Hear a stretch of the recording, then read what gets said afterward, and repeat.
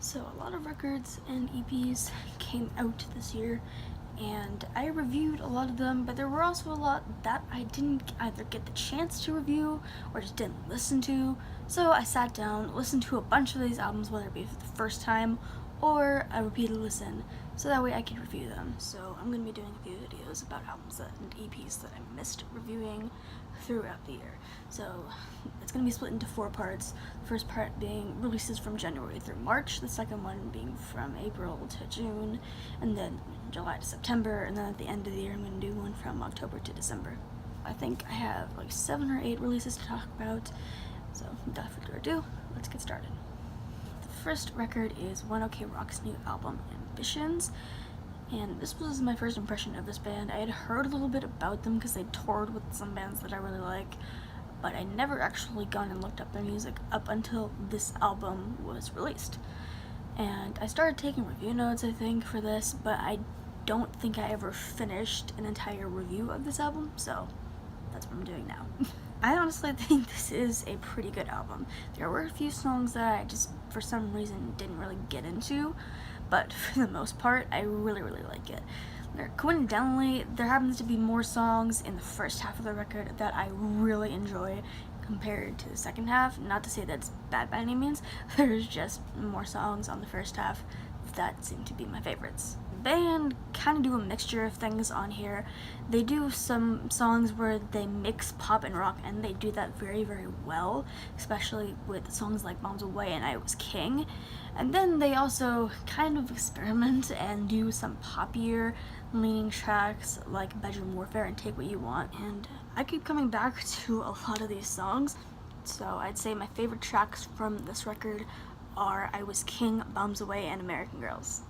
Up next is Blacklist by Danger Kids, and once I listened to this entire album, it was basically love at first listen, and I swear it was on a repeat for who knows how long. Once I listened to this entire thing, this was one of the only albums I would listen to for probably a couple months straight. There are songs on here that I like more than others, but I will say that there is not a single song on here that I dislike. They do have some, I guess, heavier leaning tracks like Kill Everything and Summoner's Rift, and they have a lot of songs that mix screaming and rapping and singing, such as Things Could Be Different and Blacklist, and they also have an acoustic song at the end called Invincible Summer. But some of my favorite tracks on here are Things Could Be Different, Crawl Your Way Out, and Blacklist. Up next is the new album from You Me at 6 titled Night People. This is a band I've been, I guess, a casual fan of. I like some of their music, but I never really delved that deep into their discography. And when I sat down and listened to the entire album for the first time, I was pleasantly surprised. There are songs like Night People, Swear, Plus One, and Make Your Move that are just seemingly anthems in the making and are just incredible songs with really great choruses. And then there are tracks like Heavy Soul, Spit It Out, Brand New, and Give, which are a bit softer and just kind of contrast from the rest of the record. And as a whole, I think the record just kind of flows really well, and I thought the songs on here were pretty good. And I'd say my favorite songs on here are Take on the World and Night People. Up next is Waster with Red, Green, or In Between. This is a band that I had heard about a little bit a couple years back, but once this album was about to come out, there was so much hype behind the record and the band themselves. Once the record came out, I gave it a listen, or at least some of it, I'm pretty sure, and I started a review, but I never finished it, and I think it lives up to the hype for the most part. There are a lot of really good songs on here, and there were songs on here that I keep coming back to a lot. I remember hearing one of them on some sort of radio station, and I'm thinking, oh, who is this? I really like this song, and then I found out it was them. And that's what made me really want to go back and check out the entire album again. There's just so much energy and emotion in each song, and I really like it. And a lot of the tracks on here, like I said before, I keep coming back to, and they're just really catchy. And overall, this album is just a fun listen. And favorite tracks are Lonely Smiles, Footprints, and Featherweight. Up next is the new EP from Homebound called The Mold You Build Yourself Around, and I remember listening to it and taking review notes, but once again, I never finished the actual review. But on first listen, I remember being impressed with this record, and with more listens, it definitely grew on me more and more and more. I'd say the record opens and closes very, very well. The first song on there is Headspace, which is probably one of my favorites by the band in general, and it closes out with Broken Reverie.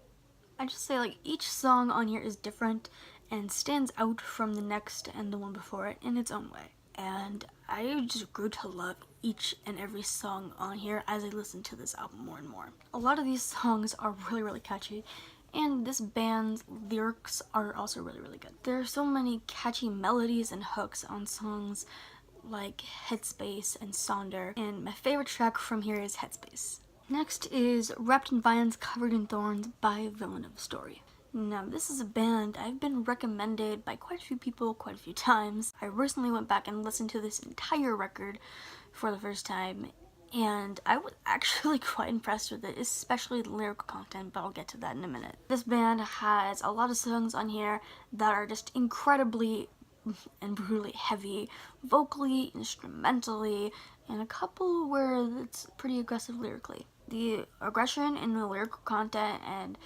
it shows even more in the vocals and the instrumentals and whatnot in songs like A Message from Mr. Rascal and Dragon Sickness. There are, however, a few songs in here with more emotional lyrics, with Never Coming Back, Promise Me, and This Apocalypse being a few of them. This record honestly surprised and impressed me, and I've been coming back to a lot of these songs since the first time I listened to the entire thing. And my favorite songs on here are Dragon Sickness, Never Coming Back, and This Apocalypse.